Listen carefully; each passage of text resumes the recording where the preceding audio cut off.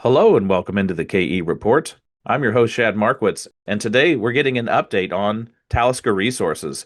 Talisker is traded on the TSX under the ticker TSK and on the OTCQX under the ticker TSKFF. And I'm joined today with the president and CEO of Talisker Resources, Terry Harbort. And Terry, it's great to get you back on the show, especially to celebrate a milestone that you announced on the 7th of July that you've initiated the milling at Nicola Mining's Craigmont mill. So, kind of a key moment in the sun for the company where you've brought over mineralized material. Now, we were talking off mic, and you want to remind people this is just the development ore as you drifted over to some of these veins, but it's still very highly mineralized. And this is at your Mustang Mine in British Columbia. So, you're going to be processing some ore and generating gold. It's an exciting moment for the company. Let's kick it off there and just remind people a little bit about the Mustang Mine and the overall approach that may not be familiar with the project and why you're developing into this new area between two prior producing mines. Hi, Shad. Thanks very much for having me on the call today.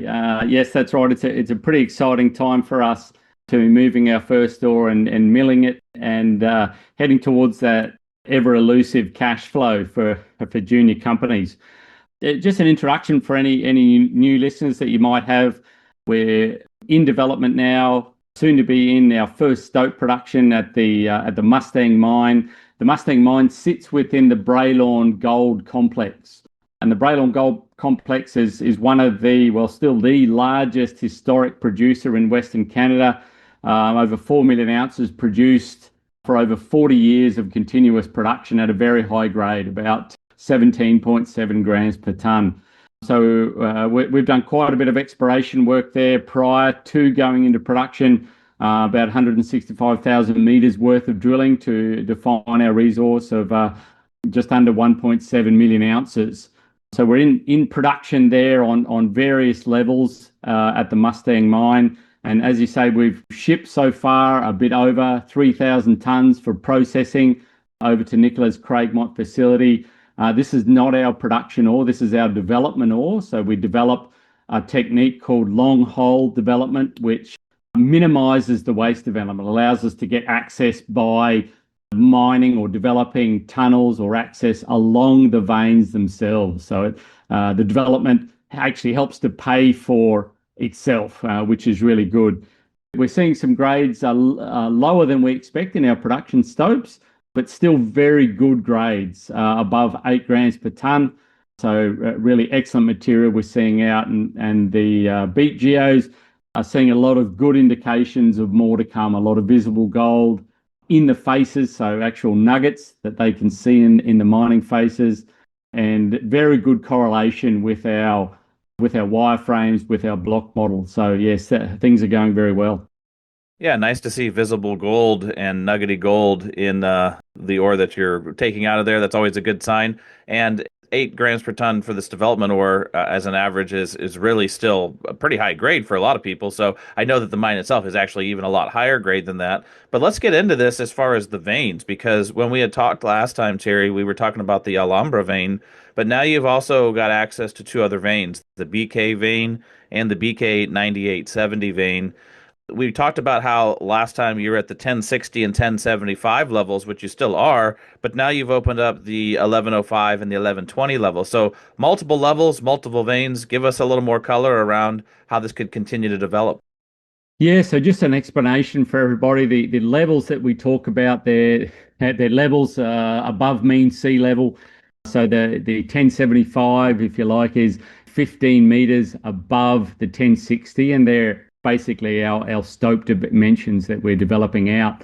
So really, one of the key things in mining when you start up mining is to have a lot of optionality. So to have a lot of development, have your development well out in front of your production. So you have a lot of places to go and mine ore. So we're currently in development on vein in 4 levels, the 1060, 1075, 1105 and 1120 levels. So that's basically 60 meters vertical and above that we've developed on these veins.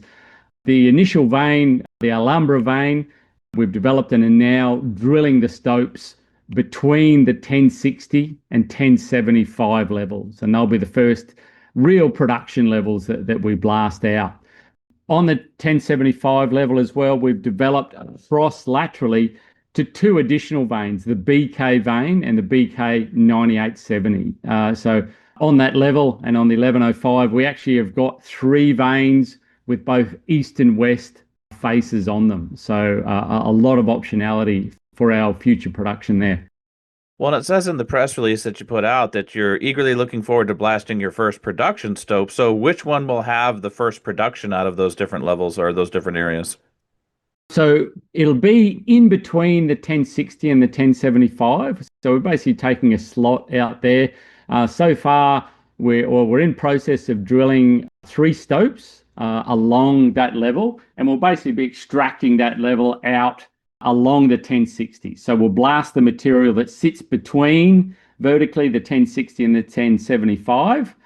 And the first stope there, should be coming out later this week or early next week.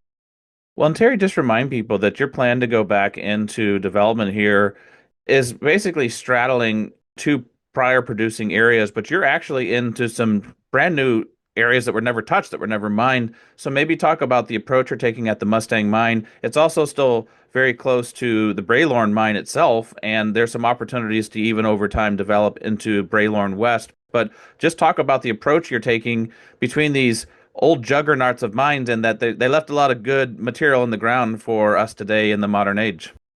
Yes, look, the history is very interesting there. The mines were originally owned by separate companies. So King was owned by one group, Braylorn by another, and Pioneer owned by another group.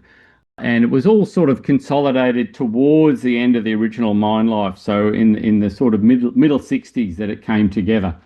And they started to do exploration development in the ownership gaps or in the holes between the mines, about a kilometre or a kilometre and a half between each of the mines. So they sampled, mapped, and uncovered a lot of material that sits in those gaps. But they never actually stoped it. They never got to mining, but before the mine closed down at the end of the gold standard era in the early 1970s.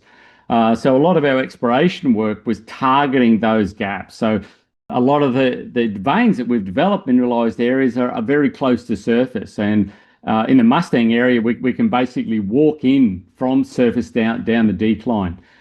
The development we're looking at starting soon is to develop across to an additional area called Braylorn West. So this sits in the gaps here between the historic King and the historic Braylorn mine.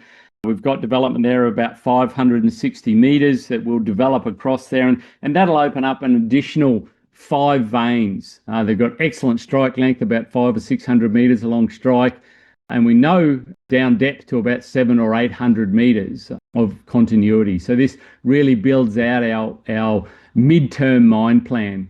In the longer term, we're looking at developing a whole new mine in the gap between the historic Pioneer and Braylorn mines, and that's where the majority of our resource sits.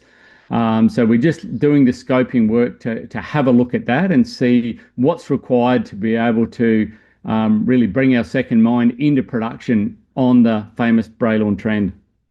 Yeah, and for people listening in, I may include an image down below that shows the King mine and the Braylorn mine and where Mustang is positioned between it, and you've got it highlighted here on a red square. But then you also highlight between the Braylorn and the Pioneer the possible second portal location between those two other past producing mines. So a whole other chunk there in the middle that hasn't been touched before, that's good pickings and low-hanging fruit for the company to go after in the bigger term vision. Another part of the vision that you have as a company and a smart strategy is looking at upgrading the ore that you truck over for processing using ore sorting. And we had talked in the past, Terry, about the phase 1.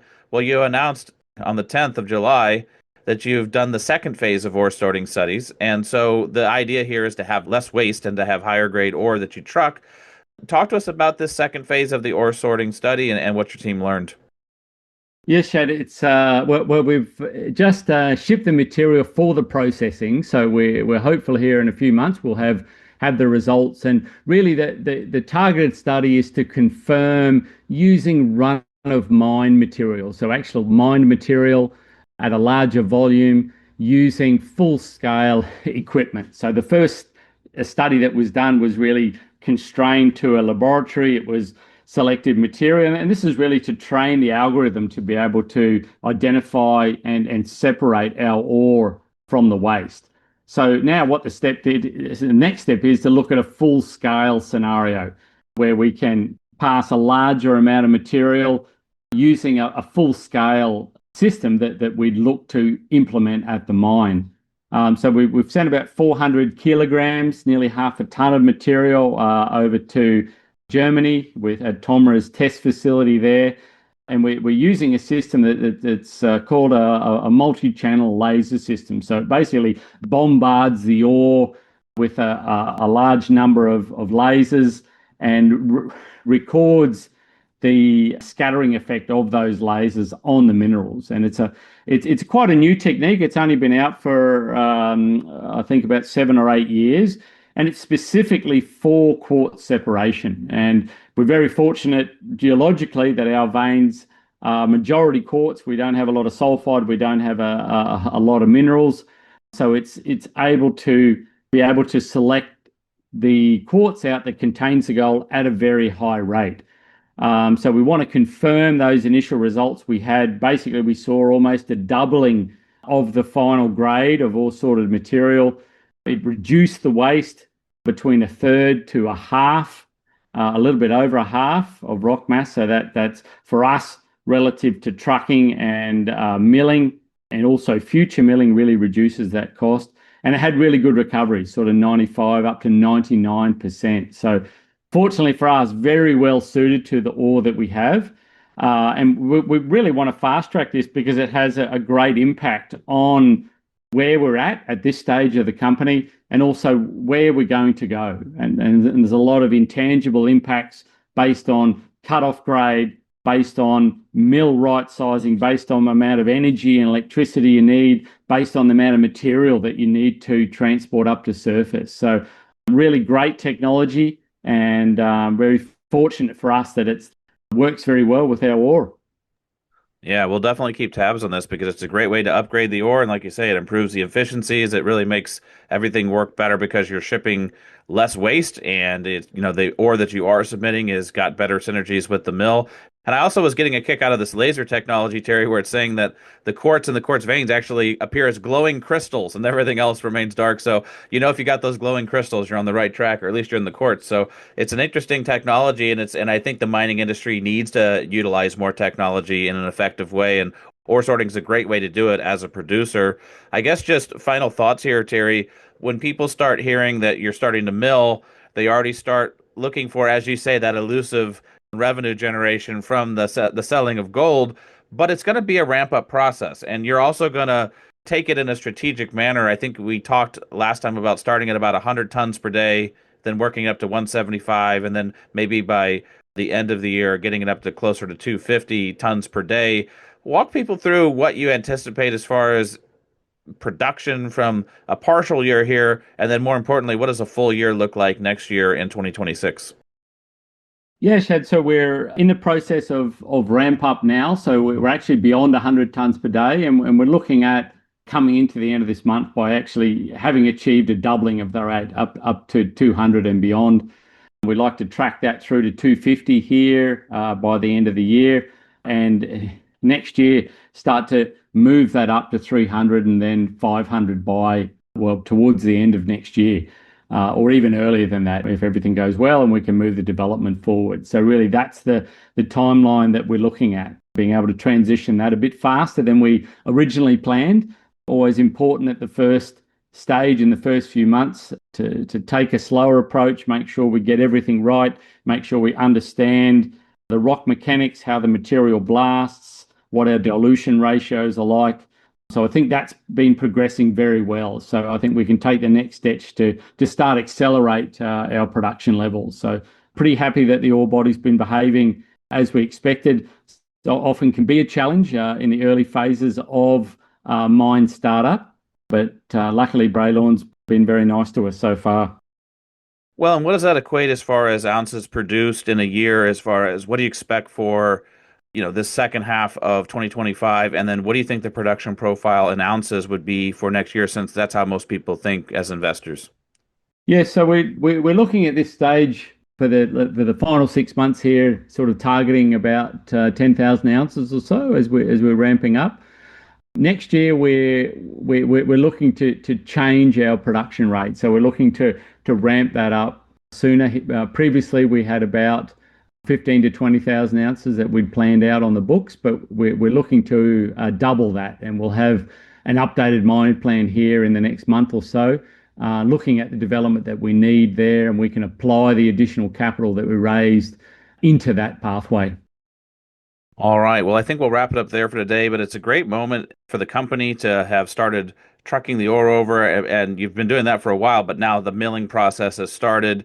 You're utilizing ore sorting, you're drifting into multiple levels now, you're into the vein material, or you're getting close to sending over some of the actual production vein material. And you got three veins. Last time we talked, you only had one vein, Terry. Now you've got Alhambra, BK, and BK9870. So you're ahead of schedule as far as the tons per day. You're moving quicker than you thought. You're in multiple veins. So it's an exciting time for the company, and there's going to be a lot more news flow. So for those people listening in, if you want to follow along with the news, definitely click on the link below in the show notes. It takes you right over to the Talisker Resources website, straight to their news section, or you can sign up for updates and have them hit your email inbox. And Terry, keep us posted. We'll get you back on for an update soon. And fingers crossed that this is an exciting start for the company, an exciting milestone. And congratulations to the operations team for all the hard work they've done. And looking forward to getting the next update. Chad, thanks very much.